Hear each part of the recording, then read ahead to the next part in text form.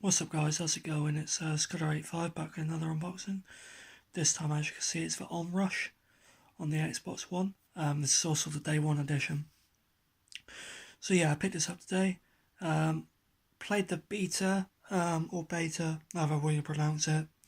And yeah, quite enjoyed it. It was quite good. So yeah, there's the front. There's the side, Onrush, and there's the back. Get ready for the rush.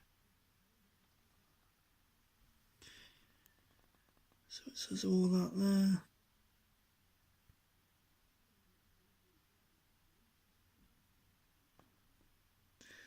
So the day one edition includes the Vortex buggy, and it's 25 gig in-store size,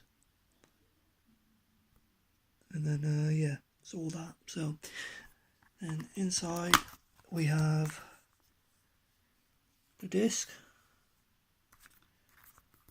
the day one edition content code, which is cool, and then something you very rarely get these days, an actual manual of some sort.